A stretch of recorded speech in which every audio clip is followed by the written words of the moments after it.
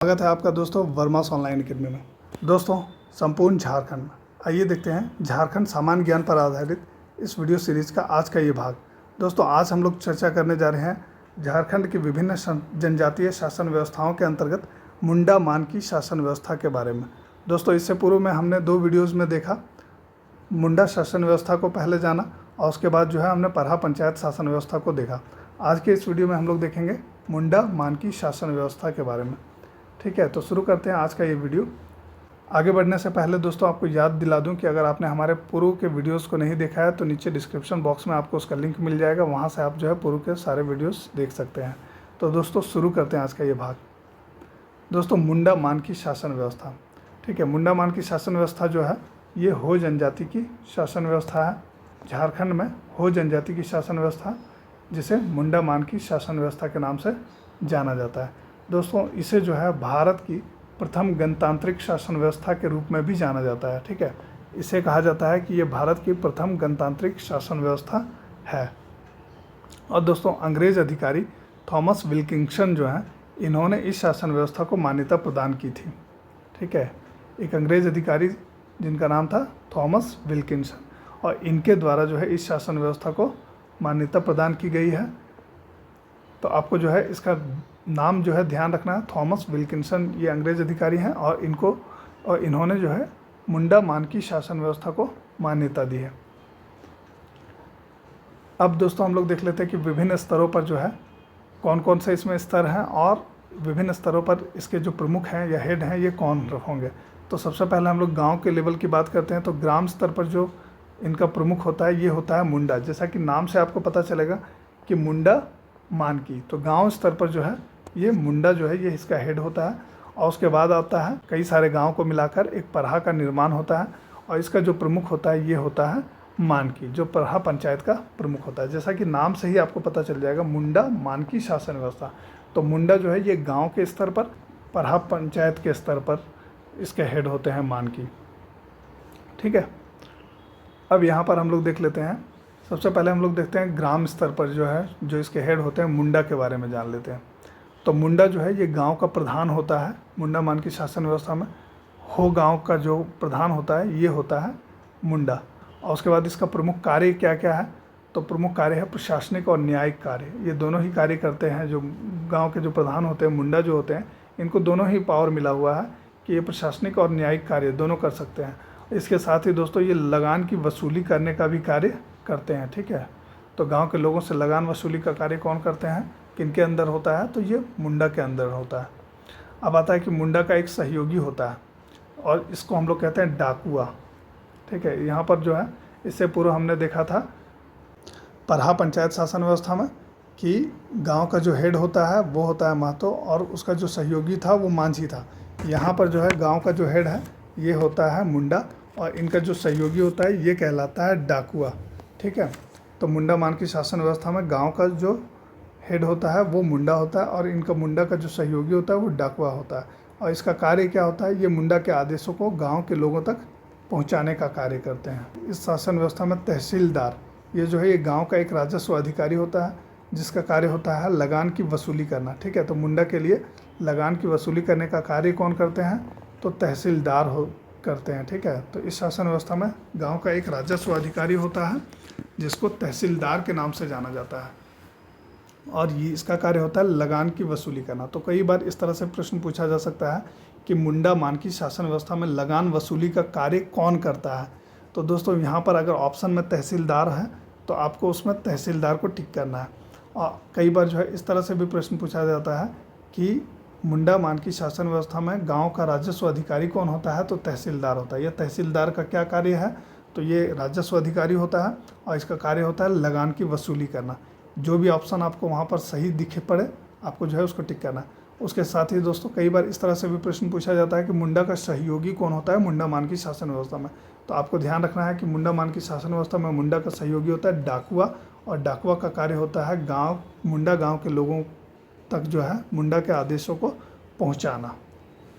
ठीक है, आगे हम लोग देख लेते हैं मुंडा मानकी शासन व्यवस्था में परहा के बारे में। परहा जो है मुंडा मानकी शासन व्यवस्था में 7 से 12 गाँव को मिलाकर बनने वाली पंचायत क्या कहलाता है, तो परहा कहलाता है। ठीक है, मुंडा मान की शासन व्यवस्था में 7 से 12 गाँव को मिलाकर बनने वाली पंचायत परहा कहलाती है। अब दोस्तों इसमें परहा का जो प्रमुख होता है ये कौन होता है, तो मानकी होता है। अभी हमने इसके बारे में डिस्कस किया था। उसके बाद परहा का न्यायिक प्रधान भी होता है जो पीर पंच कहलाता है। ठीक है, परहा का न्यायिक प्रधान कौन होता है, तो पीर पंच होता है। तो जैसा कि मैंने बताया था कि अलग अलग पद के लिए जो है अलग अलग लोग होंगे, विभिन्न शासन व्यवस्था है। परहा नाम जो है टर्म आपको कॉमन मिलेगा, मगर यहाँ पर न्यायिक प्रधान जो है ये बदल गए हैं, पीर पंच हो गए हैं, तो थोड़ा सा कन्फ्यूजन आता है। कोई बात नहीं है, लास्ट जो वीडियो होगा उसमें हम लोग जितने भी डिफरेंसेस हैं उन पर भी हम लोग डिस्कस कर लेंगे। ठीक, फिलहाल आपको अपना कॉन्सेप्ट क्लियर रखना है। ठीक है, तो मुंडा मानकी शासन व्यवस्था में परहा का प्रमुख होता है मानकी और न्यायिक प्रधान जो होता है वो होता है पीर पंच। आगे हम लोग देख लेते हैं दीवरी। ठीक है, तो दीवरी कौन होता है, तो गांव का धार्मिक प्रधान। जब हम लोग मुंडा मानकी शासन व्यवस्था के बारे में बात करते हैं तो गांव का जो धार्मिक प्रधान होता है वो होता है दीवरी। इससे पूर्व के जो 2 वीडियो हमने देखा था, ठीक है, उसमें हमने देखा था मुंडा शासन व्यवस्था और परहा पंचायत शासन व्यवस्था। इन दोनों शासन व्यवस्था में गांव का जो धार्मिक प्रधान था वो था पाहन, मगर यहाँ पर मुंडा मानकी शासन व्यवस्था की हम लोग बात कर रहे हैं तो मुंडा मानकी शासन व्यवस्था में गांव का धार्मिक प्रधान कौन होता है, तो दीवरी होता है। तो आपको ध्यान रखना है इस चीज़ को। आगे आता है कि इसका कार्य होता है पूजा पाठ करना, विवाह संपन्न कराना, धार्मिक अनुष्ठान संपन्न कराना, ये सभी कार्य किनका होता है, दीवरी का। दोस्तों दीवरी का यहाँ पर जो सहयोगी होता है ये होता है यात्रा दीवरी। ठीक है, तो आपको ध्यान रखना है दीवरी का जो सहयोगी होता है ये होता है यात्रा दीवरी।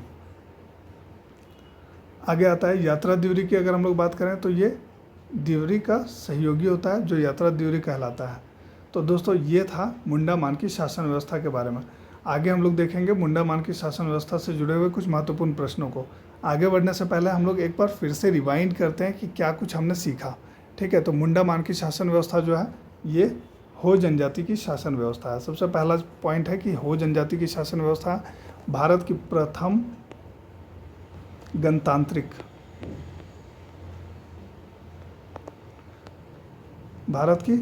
गणतांत्रिक शासन व्यवस्था के रूप में इसे जाना जाता है। ठीक है, अंग्रेज अधिकारी थॉमस विल्किंसन द्वारा जो है इसको मंजूरी प्रदान की गई थी। ये कुछ इंपॉर्टेंट पॉइंट्स थे। आगे हम लोग देख लेते हैं कि मुंडा जो है, मुंडा मानकी शासन व्यवस्था में मुंडा जो है ये गांव का प्रधान कौन होता है, तो मुंडा होता है। और मानकी जो होते हैं वो किसके प्रधान होते हैं, तो मानकी जो है ये परहा का प्रमुख होता है।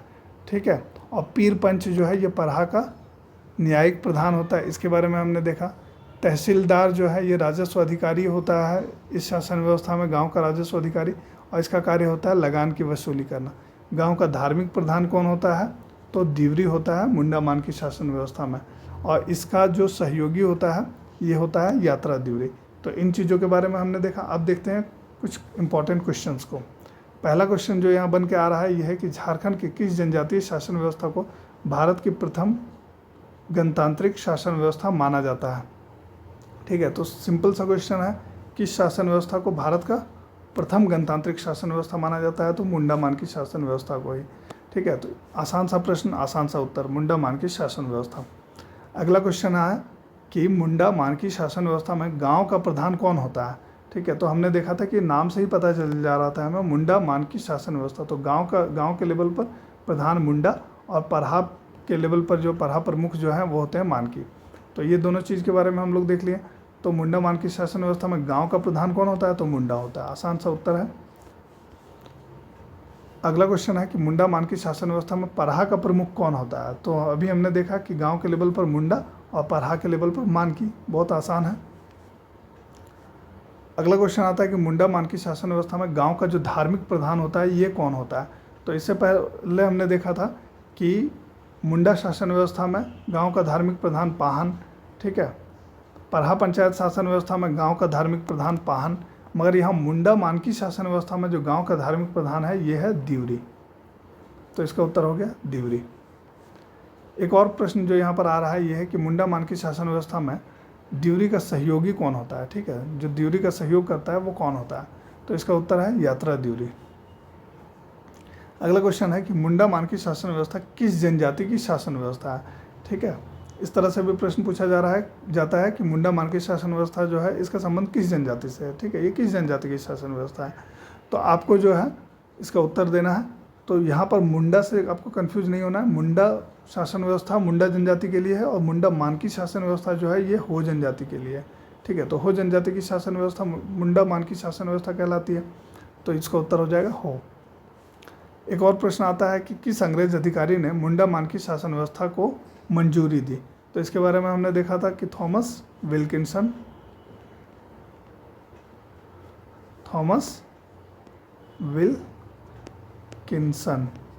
इन्होंने जो है इस शासन व्यवस्था को मंजूरी दी है, तो इसका उत्तर हो जाएगा थॉमस विल्किंसन। ठीक है, तो ये था मुंडा मानकी शासन व्यवस्था और इससे जुड़े हुए कुछ महत्वपूर्ण प्रश्न। दोस्तों आप देख रहे हैं वर्मास ऑनलाइन अकेडमी। उम्मीद है ये वीडियो आपको इन्फॉर्मेटिव लगा होगा। वीडियो पसंद आया तो इसे लाइक कर दीजिए, साथ ही साथ हमारे चैनल वर्मास ऑनलाइन अकेडमी को अभी सब्सक्राइब कर लीजिए ताकि आने वाले सारे अपडेट्स आपको समय समय पर मिलते रहे। दोस्तों पूर्व के वीडियोज़ अगर आपने नहीं देखा है तो नीचे डिस्क्रिप्शन बॉक्स में आपको उसका लिंक मिल जाएगा, वहाँ से आप पूर्व के सारे वीडियोज़ देख सकते हैं। धन्यवाद।